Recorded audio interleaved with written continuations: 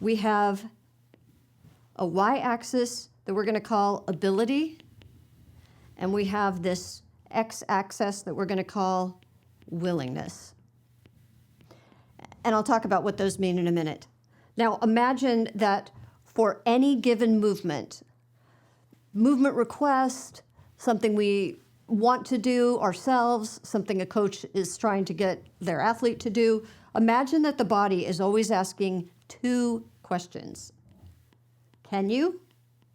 And should you? And the most important thing to remember right now is that these are unconscious questions. This is not our conscious choice. So we could, for example, be saying about ourselves, can I? Yeah, absolutely, I can do this. Should I? Yeah, absolutely, or no, or whatever. This is about the body, which of course includes the brain, the nervous system, every part of the system. So can you and should you?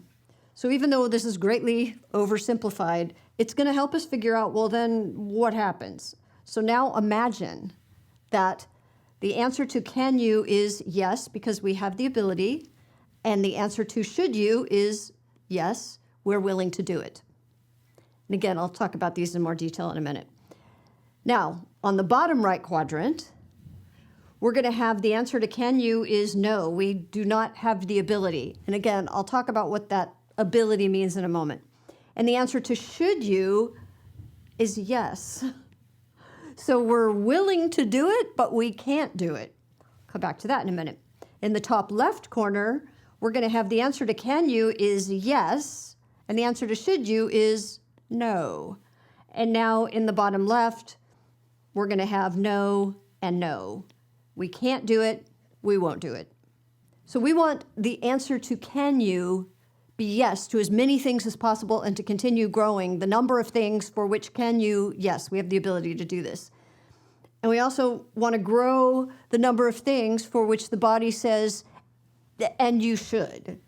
Now, should is a little bit of a strange word because really it just means, yeah, I will. So when we look at these four quadrants, these are not meant to reflect character or personality traits. What are the hurdles to actually getting to more yes, yes? Well, one of the biggest problems is that we mistake a no, but I'll try anyway, or a no, I can't do it, and no, I won't do it, but we think it's a yes, no. We think they can and they won't, for whatever reason.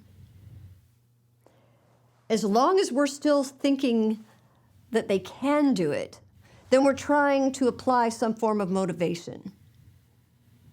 We're thinking, oh, well, maybe I need to give them just more extrinsic motivation. And that could be in the form of everything from punishment to peer pressure to other forms of incentives. We do something to try to get them to just want to do it since we're convinced that they can. But if it's really that their body is saying, no, I can't do it, I don't care what you think, I can't actually do it, or their body is saying, I can't actually do it, but I'll substitute something instead, then we're going to use something different. And we need to just stop thinking that this is what's happening. They can do it, but they won't. Now, does that happen? Absolutely. It happens for a lot of reasons, and I'll talk about one way that you can tell the difference. Can they do it when cued and instructed and directed and guided or manipulated? If they can, but as soon as you stop giving the cue or you stop the manipulation and they try it on their own, it falls apart, or very shortly it falls apart, or the moment they're thinking about anything else at the same time, the movement falls apart, or I shouldn't say falls apart. It might fall apart, or it might just revert to something a little different. You're telling them to keep their heels down. They're like, heels down, heels down, heels down. The moment you stop saying it, heels pop up again, or whatever it might be. If the moment you stop directing it, it stops or reverts or changes in some way, then that means they don't own the movement. And we're going to consider that a no. So it might mean, because you've seen them perform it, at least you think you have, that they physiologically have the capability, but as soon as they aren't cued, they stop doing it. We're going to say, well, they don't own it. It means their body is saying no. Even if it's physiologically capable of saying yes to a look-alike, but all we're getting is a simulation. We're not getting the real thing. Because the real thing is what is expressed when the body doesn't have a reason to do it the exact way that you're trying to get them to do it, or that they're telling themselves to do it. So we're still going to call that a no. And that's what we often mistake a no, I can't do it, for a, oh, you actually can because I've seen you do it. As soon as I remind you to do it, you're fine. Your body's perfectly capable. But their body is actually fighting them every step of the way. So what we need is for the body to do it, whether it's cued or not.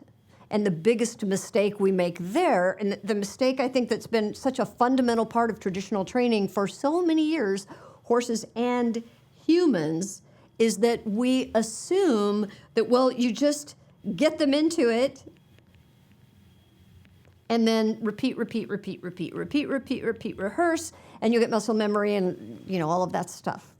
So we assume that it doesn't matter if they don't own it right now. If they just do it enough, then they'll own it. But that's never going to give us a movement that's owned. At best, we end up with a very fragile, extremely context-sensitive execution of that movement.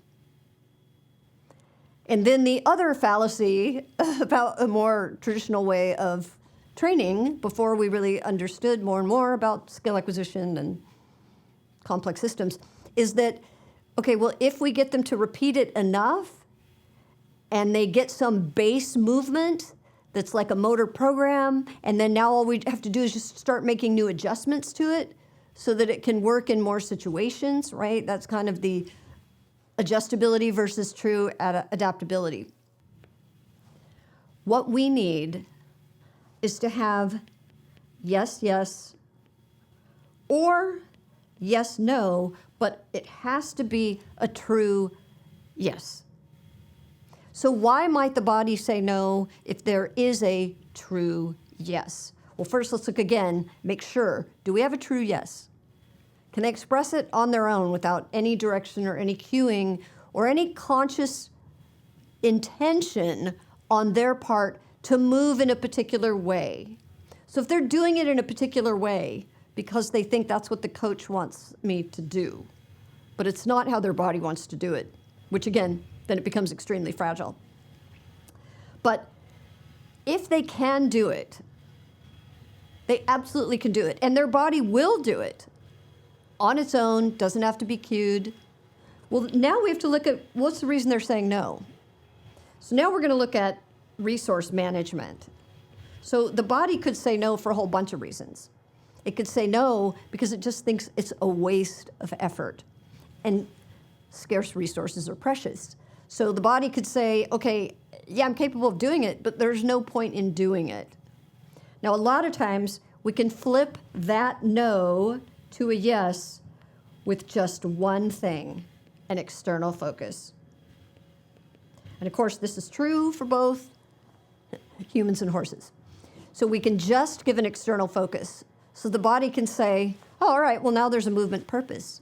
The body doesn't have to sit there and decide whether it thinks it's a worthy purpose. It just has to have a purpose.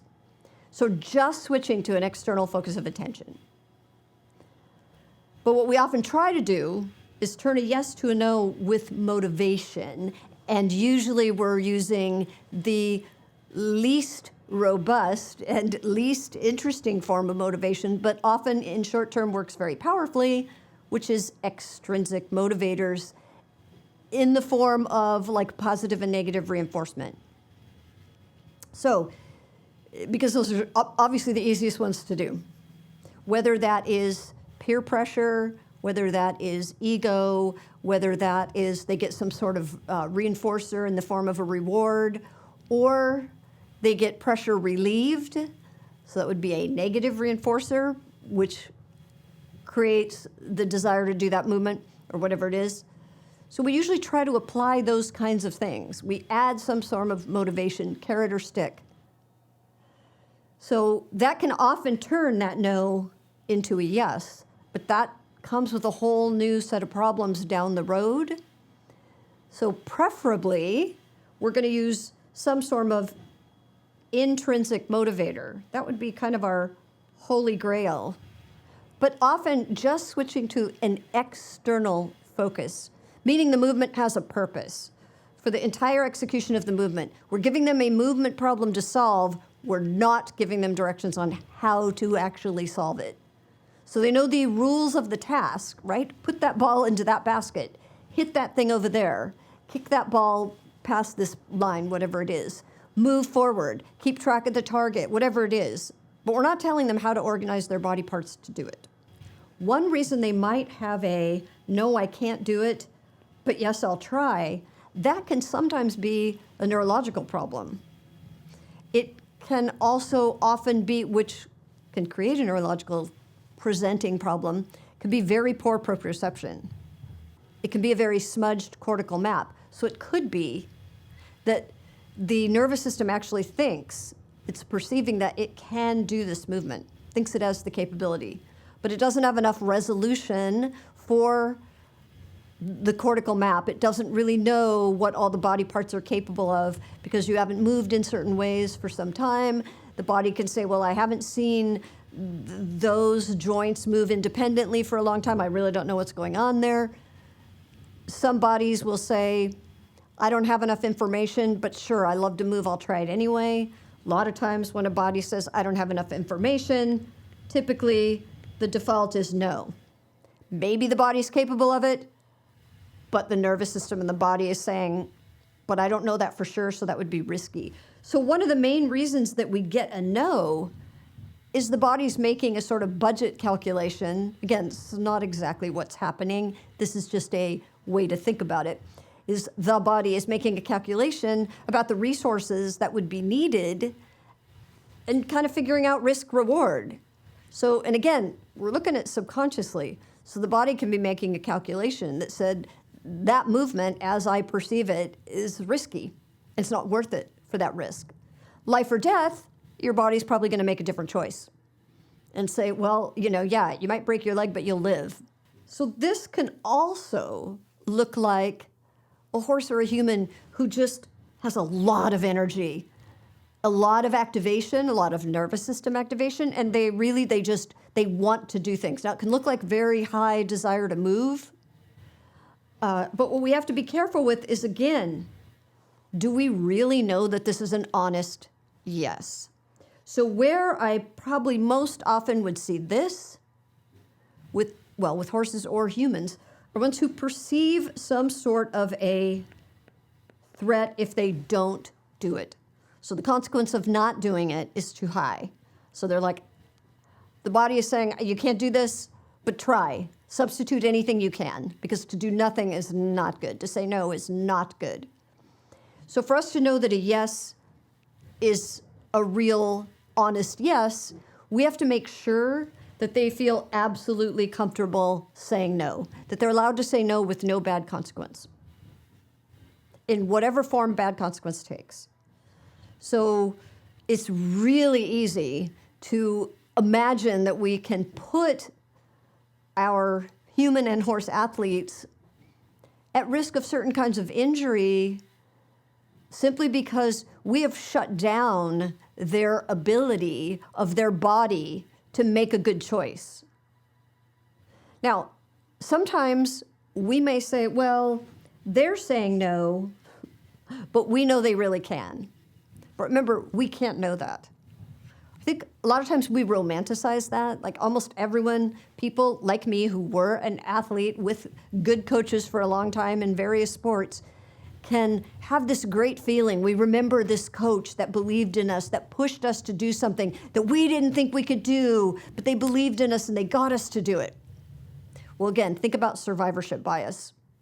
For every one person who had a good outcome by being really close to forced to do something and then found out, wow, I could do it, right? It was a breakthrough.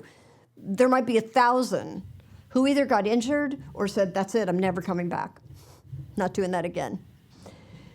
So, or their body went into some kind of a protection mode after that, and now we have even less performance. So we don't want to have that romantic ideal of the coach as knowing better than the body. It's impossible for us to know better than the body.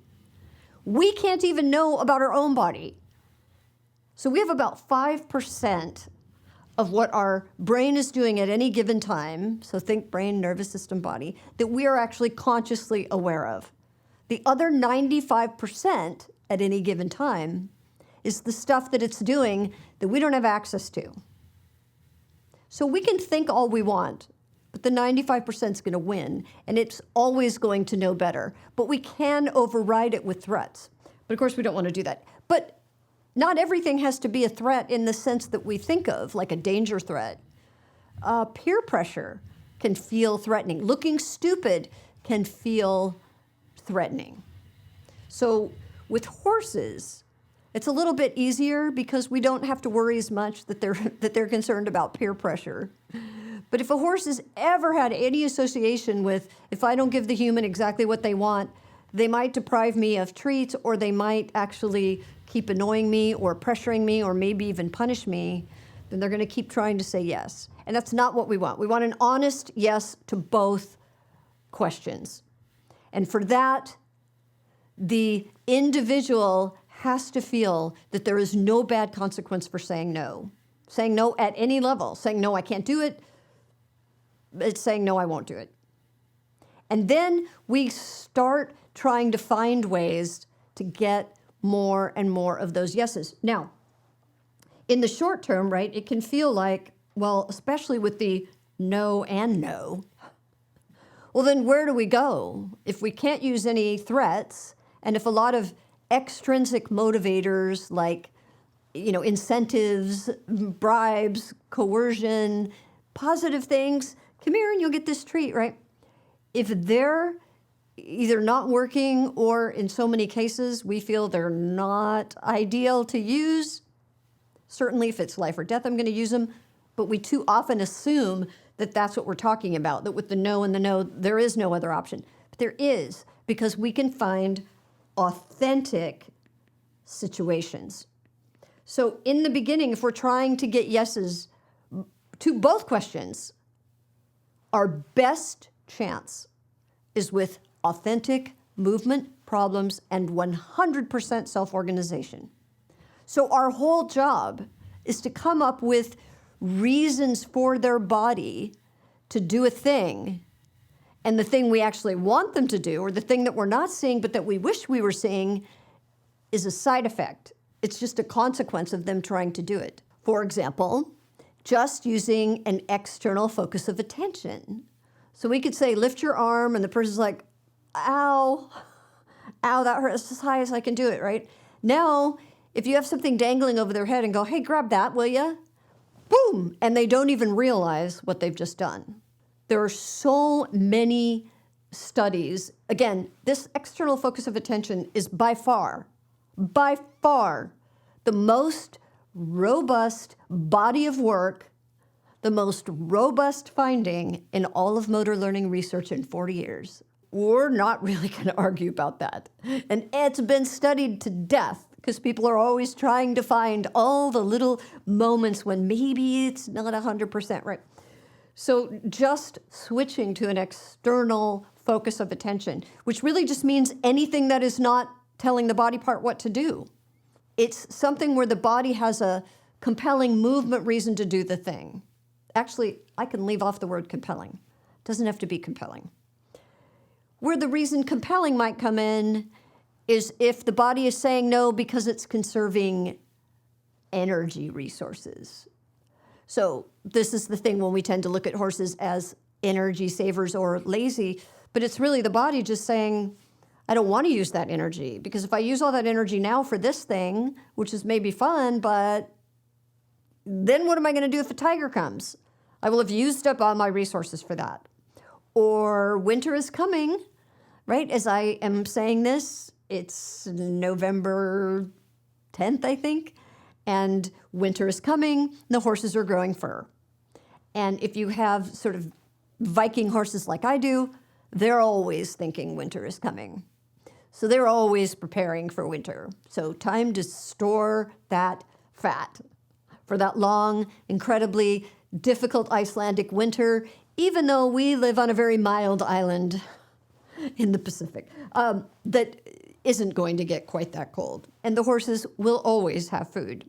But their body is just using the shortage of light during the day to say, okay, winter's coming, grow fur. And can you imagine how many physiological resources are consumed in trying to actually build fur, to actually construct hair all across their body at an incredibly rapid rate? You have like Icelandic horses, you know what that's like. You can almost see it grow as you watch. We might want to find more compelling reasons, but we still want authentic movement reasons. Like if I get one horse to go down someplace where there's food and the other horse has food, but he's kept behind a gate. So I might spend, 5 minutes taking one horse that I know this horse is going to want to go to wherever he is, down to some area. Now all I have to do is open the gate for this horse, and this horse is probably going to go fast. So now I might say, well, look at that. By withholding access to that horse for 5 minutes and putting that horse in a distant location, I now got this horse to run, to actually have a reason to run. But if I just say, hey, horse, run, that may or may not be compelling. Now, remember, the whole point is we're trying to get to this yes, yes. So the way we're going to do that is by building up a buffer, a physiological buffer, so that as the horse, for example, gets physically stronger and more capable, builds more effectivities, more action capacities, as the horse gets more fit for the things we want to do. And we're not talking about a huge buffer. We're talking about just a little extra buffer. Then, if we ask the horse to do something, it's going to require less resources. The horse is fitter. They have physiological adaptation. They've had tissue development for that, capillaries, cardio system, whatever systems are involved in executing the thing we want them to do. We want the body to go, can you do it? Yes. Should you do it? Sure. They don't have to say, oh, hell yes, I'm dying to do it. We just have to have them go, okay. And the more things that we get in that category, the easier it will be to get a yes. And now we have horses that are willing to say yes because, even if they're conserving resources, it's no big deal. So you've heard us talk about that a lot before. Really, our whole goal is to make sure that their body has fallen in love with movement again and maintained it. But the way we're going to do that is by increasing the pool of things for which their body says, that's no big deal. Because if the pool of things for which their body says, that's no big deal, is this big, then we're also going to have the smaller subset of things for which the body's going to go, hell yes, I love this, this is awesome, is also going to get bigger. It's never going to be as big as this pool where they go, whatever, I guess I can do it. So there's a lot of things I can ask my horses to do where even the energy savers will say, this is not my favorite thing, but whatever, you asked.